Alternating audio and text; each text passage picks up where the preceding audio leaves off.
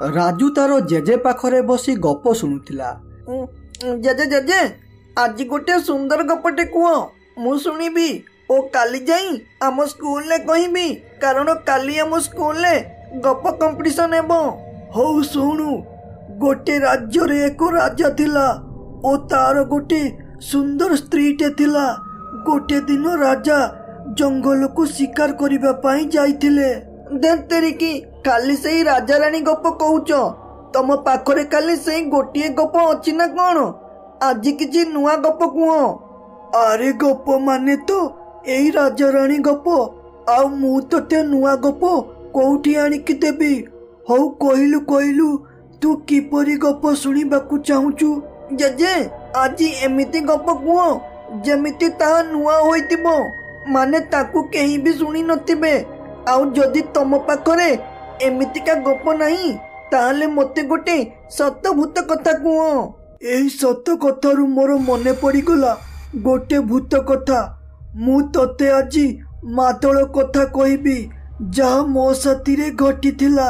JJ मु तो डाणी चिरुकुणी शैतान शुणिची हेले एबे ये मादल कौन ओ सेटा की प्रकार भूत?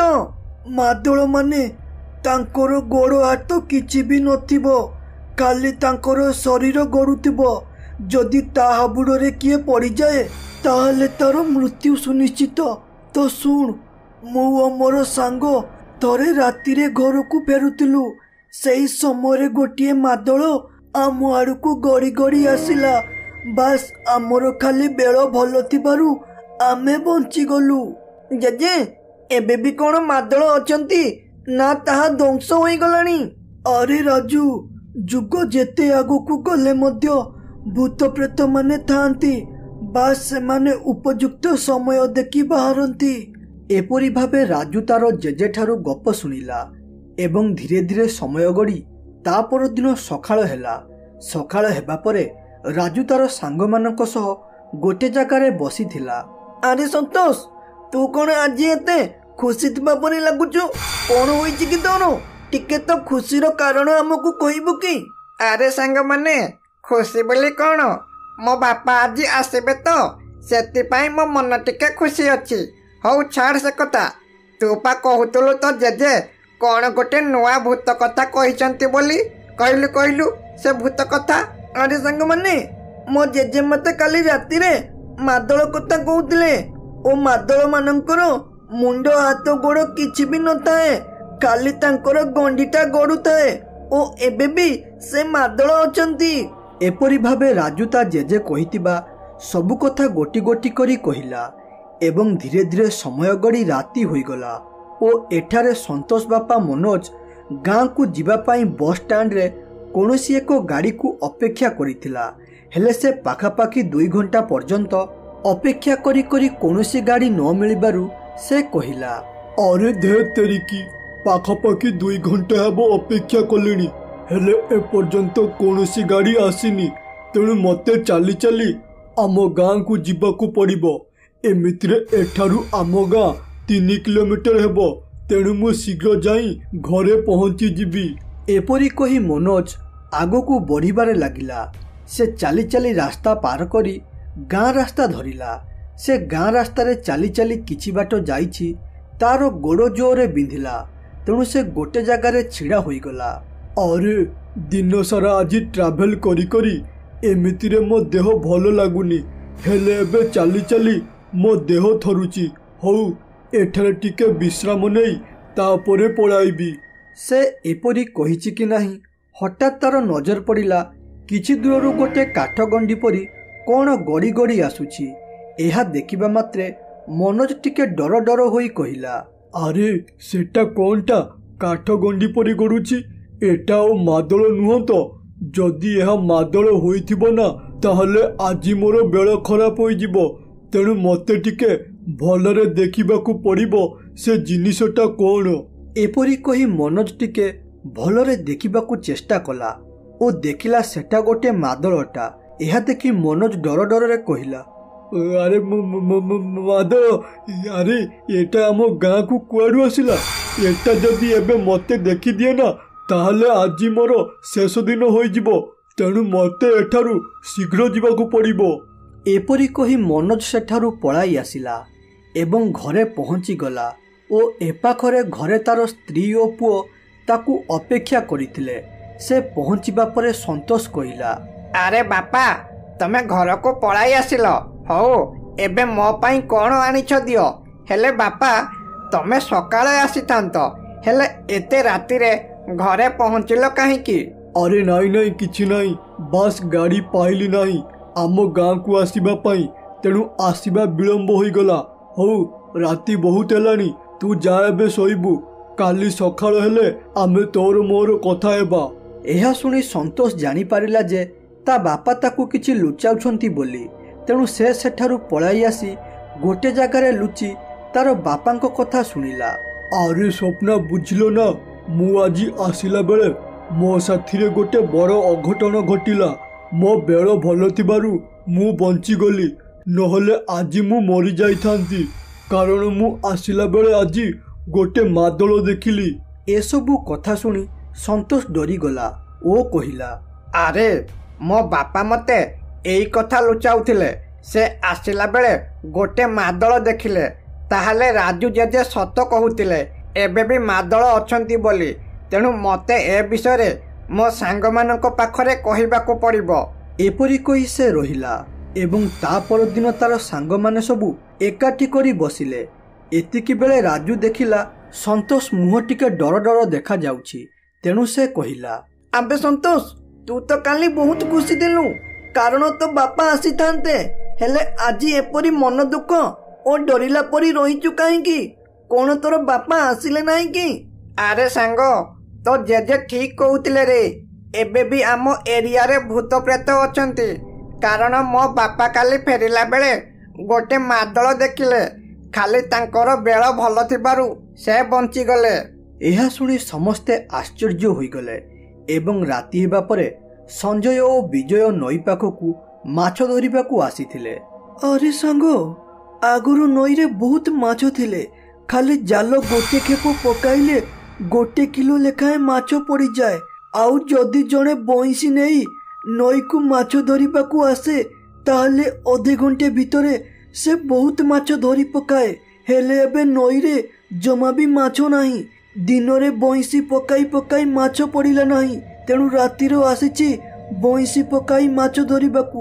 ହଉ ହଉ ସଞ୍ଜୟ ଭାଇ, ଆଉ ବେଶୀ କଥାବାର୍ତ୍ତା ନକରି ଏବେ ମାଛ ଧରିବା କାର୍ଯ୍ୟରେ ଲାଗିପଡ଼। ଯେତେ ଶୀଘ୍ର ମାଛ ଧରିବା ସେତେ ଶୀଘ୍ର ଏଠାରୁ ଯିବା। ଯଦି ଆମେ ବିଳମ୍ବ କରିବା ତାହେଲେ ମୁଁ ଶୁଣିଥିଲି କୁଆଡ଼େ ଏଠାରୁ ମାଦଳ ବାହାରୁଛି ବୋଲି। ଯଦି ଆମେ ତା ହାବୁଡ଼ରେ ପଡ଼ିଯିବା ନା, ତାହେଲେ ଆଜି ଆମର ମରିବାଟା ଫାଇନାଲ ହୋଇଯିବ। ବିଜୟ ଏପରି କହିଛି କି ନାହିଁ, ହଠାତ୍ ତାକୁ ଗୋଟିଏ ଅଜୀବ ଆବାଜ ଶୁଭିଲା। ସତେ ଯେମିତି ଗୋଟିଏ କାଠ ଗଡ଼ଟେ ଗଡ଼ି ଗଡ଼ି ଆସୁଛି। ଏହା ଶୁଣିବା ମାତ୍ରେ ବିଜୟ ବହୁତ ଜୋରେ ଡରିଗଲା ଓ ତାପରେ କହିଲା, ଆରେ ଓ ସଞ୍ଜୟ ଭାଇ, ଦେଖୁଛୁ ତ କିପରି ଗୋଟେ ଆବାଜ ଶୁଭୁଛି। ଏମିତି ଲାଗୁଛି କିଛି ଗୋଟେ ଗଡ଼ୁଛି। ଭାଇ, ଏଠାକୁ ମାଦଳ ଆସିଲାଣି କି? ଆବେ ପାଟି ଚୁପ୍ କର। କହିଲା କ'ଣ ନା ମାଦଳ? କୋଉଠି କ'ଣ ଶୁଣିକି ଆସୁଛି ଓ ଏଠାରେ ଆସି ଗପ କହୁଛି।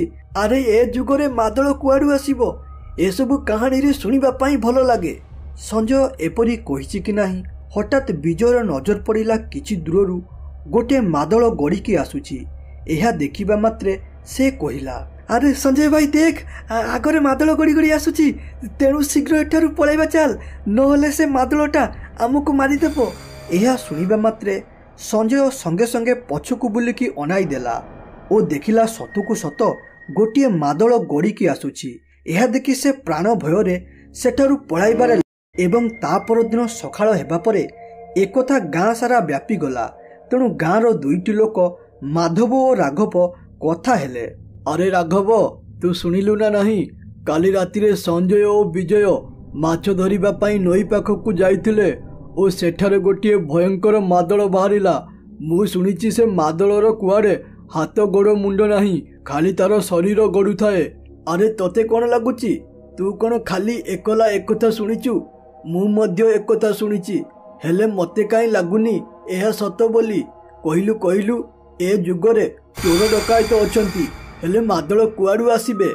2 ଜଣ କଥା ହେଉଥିବା ବେଳେ ସେଠାକୁ ସନ୍ତୋଷ ଆସି ସବୁ କଥା ଶୁଣୁଥିଲା ଓ ସେ କହିଲା, ଆରେ ରାଘବ ଦାଦା, ଏକଥା ସତରେ ସଞ୍ଜୟ ଦାଦା କେବେ ମିଛ କୁହନ୍ତି ନାହିଁ ଓ ଏମିତିରେ ବି ସେ ମାଦଳକୁ ପ୍ରଥମେ ମୋ ବାପା ଦେଖିଥିଲେ, ହେଲେ ଗାଁ ଲୋକ ତାଙ୍କ କଥାକୁ ବିଶ୍ୱାସ କରିବେ ନାହିଁ ବୋଲି ସେ କାହାକୁ କହୁନଥିଲେ।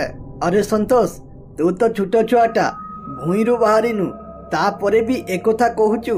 ବେଶୀ ପାଟି ନ କରି ଏଠାରୁ ପଳା, ନହେଲେ ଗୋଟେ ଚାପୁଡ଼ା ଲଗେଇବି। ଏଡ଼ିକି ଖଣ୍ଡେ ଛୁଆ ମୋ ପାଖରେ ଆସି ଗପ କହିଲା। ଏହା ଶୁଣି ସନ୍ତୋଷ ସେଠାରୁ ରାଗରେ ପଳାଇ ଆସିଲା ଓ ତାର ସାଙ୍ଗମାନଙ୍କ ପାଖରେ ପହଞ୍ଚି କହିଲା, ଆରେ ସାଙ୍ଗମାନେ, ଗାଁ କଥା ଶୁଣିଲଣି ନା ନାହିଁ? କାଲି ରାତିରେ ମାଦଳ ବାହାରିଥିଲା ଓ ସେ ମାଦଳକୁ ସଞ୍ଜୟ ଭାଇ ଓ ବିଜୟ ଭାଇ ଦେଖିଛନ୍ତି। ହେଲେ ଏ ରାଘବ ଦାଦାଟା ଏତେ ହାରାମି, ସେ ଜମା ବି ମାଦଳ କଥାକୁ ବିଶ୍ୱାସ କରୁନି। ଯେଉଁଦିନ ମାଦଳ ହାବୁଡ଼ରେ ପଡ଼ିବ ସେଦିନ ସେ ବୁଝିବ ସତରେ ମାଦଳ ଅଛି କି ନାହିଁ। ଏହା ଶୁଣି ରାଜୁ ମନରେ ଗୋଟିଏ ଶୈତାନିକ ବୁଦ୍ଧି ଜୁଟିଲା। ତେଣୁ ସେ ତାର ସାଙ୍ଗମାନଙ୍କୁ କହିଲା, ଆରେ ସାଙ୍ଗମାନେ, ଗାଁରେ ବହୁତ ଲୋକ ମାଦଳ ଦେଖିଲେଣି, ହେଲେ ଆମେ ଏପର୍ଯ୍ୟନ୍ତ ମାଦଳ ଦେଖି ନାହାନ୍ତି। ଚାଲୁନା ଆଜି ରାତିରେ ମାଦଳ ଦେଖିବାକୁ ଯିବା ଓ ସେଠି ମଜା କରିବା। ଆରେ ସାଙ୍ଗ ଦେଖ, ତୁ ବହୁତ ବଡ଼ ଭୁଲ କରିବାକୁ ଯାଉଛୁ। ତେଣୁ ଏପରି ଜମା ବି କରନା, କାରଣ ଏ କାର୍ଯ୍ୟରେ ତୋର ଜୀବନ ଯାଇପାରେ। ତେଣୁ ତୁ ଯା ନା। ସାଙ୍ଗ ସନ୍ତୋଷ, ତୋର ସେ ଡର ଗୁଣ ଗଲାନି। ଆରେ ଭାବ, ମାଦଳ ଦେଖିବା, ଜୀବନରେ ଟିକେ ମଜା ଉଠେଇବାକୁ ଚେଷ୍ଟା କର। ହଉ, ତୁ ଯଦି ଡରୁଛୁ ତାହେଲେ ତୁ ନ ଯା, ମୁଁ ଓ ରାମ ଓ ରଘୁଆ ଦାଦା ମିଶି ଯିବୁ। ଏହା ଶୁଣି ସନ୍ତୋଷ ଜାଣିଗଲା ଯେ ଏମାନେ ବହୁତ ବଡ଼ ବିପଦରେ ପଡ଼ିବାକୁ ଯାଉଛନ୍ତି। ତେଣୁ ସେ ଏମାନଙ୍କୁ ବଞ୍ଚାଇବା ପାଇଁ ମନରେ ଉପାୟ ଭାବିଲା ଏବଂ ରାତି ହେବା ପରେ ରାଜୁ, ରାମ ଓ ରଘୁଆ ନଈ ପାଖକୁ ଗଲେ ଓ ଦେଖିଲେ ସେ ଜାଗା ପୁରା ସୁନସାନ। ମାନେ ମାଦଳ ତ ମାଦଳ, ଗୋଟେ ବେଙ୍ଗ ବି ଦେଖାଯାଉନି। ଏହା ଦେଖି ରଘୁଆ ମଜାକ ଉଡ଼ାଇ କହିଲା, ମୁଁ ଜାଣିଥିଲି ପ୍ରକୃତରେ କିଛି ବି ମାଦଳ ନାହିଁ ବୋଲି। ଏ ଗାଁ ଲୋକ ଗୁଡ଼ାକ ମିଛୁଟାରେ ଏପରି ହାଲ୍ଲା କରି ରଖିଛନ୍ତି।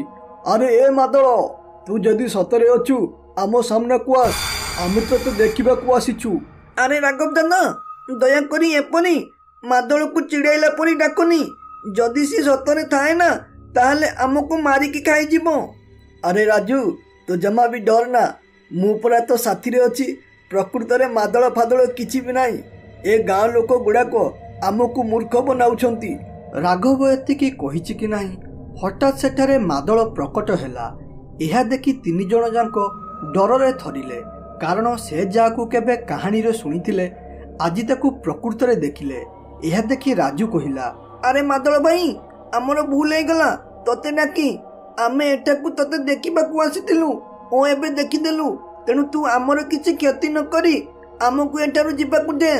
ଏହା ଶୁଣି ମାଦଳ କହିଲା, ଆରେ ହେ ମୂର୍ଖ ପିଲାମାନେ, ତମେ ମତେ ଖେଳନା ଭାବିଲ ନା କ'ଣ? ମତେ ଯେତେବେଳେ ଇଚ୍ଛା ଡାକିବ ଓ ଦେଖିକି ପଳାଇବ।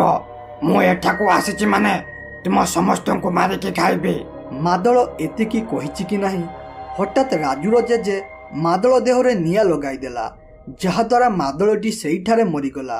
ପ୍ରକୃତରେ ରାଜୁ ଜେଜେକୁ ସନ୍ତୋଷ ଡାକିକି ଆଣିଥିଲା। ପିଲାମାନେ, ଆମେ ଏ ଗପରୁ କ'ଣ ଶିଖିଲେ? ସଦାବେଳେ ବଡ଼ ସାନଙ୍କ କଥା ମାନିବା।